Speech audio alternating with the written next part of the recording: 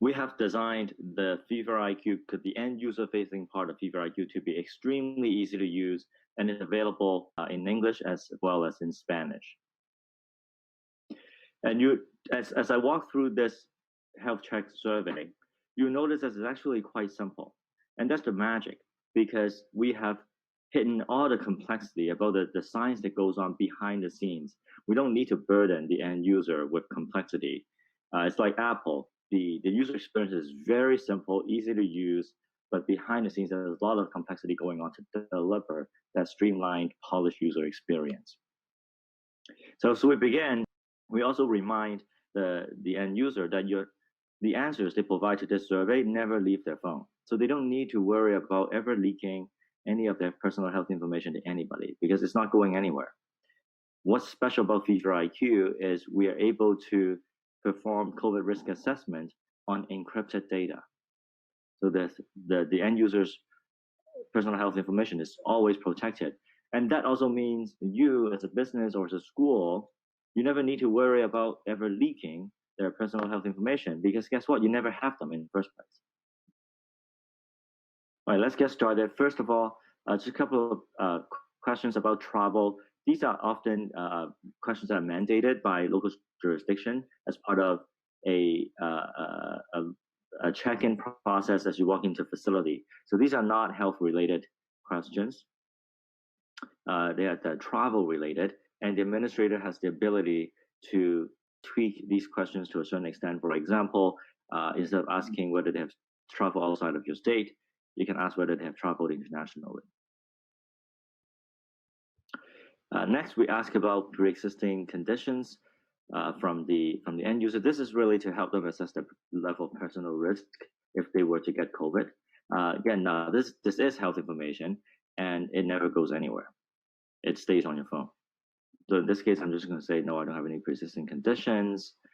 And then we ask about symptoms.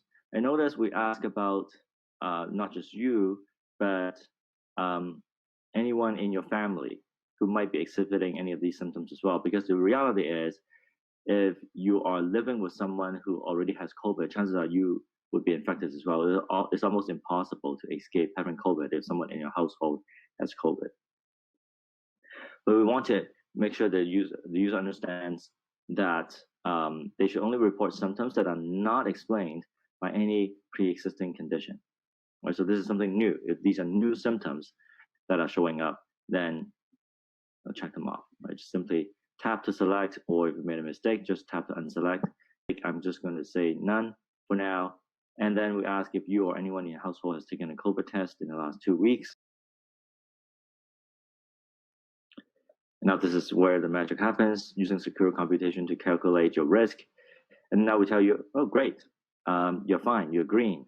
Now, if you still want to get tested to confirm that you truly do not have COVID, for example, you might be getting ready to go to a friend's birthday party next week, and you want to make sure you're tested negative.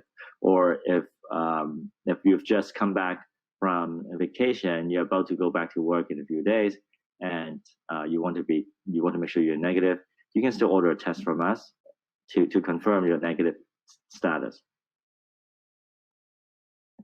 We optionally provide a QR code here in situations where, let's say your staff member has been screened green. They don't have any symptoms. They're probably low risk when it comes to spreading COVID, and they're about to visit a customer. If you want, you can send a QR code to that customer ahead of time, and they can scan this QR code and bring up this test result to confirm that, yeah, this person who's about to come on site and chat with me had done their health check today, and they're green. They don't have any COVID symptoms. And that's it. That's the end of the user experience. As you can see, it's a very quick process. If you're asking them to do it every day, their browser session will remember that they had done it the day before, and will ask, has anything changed?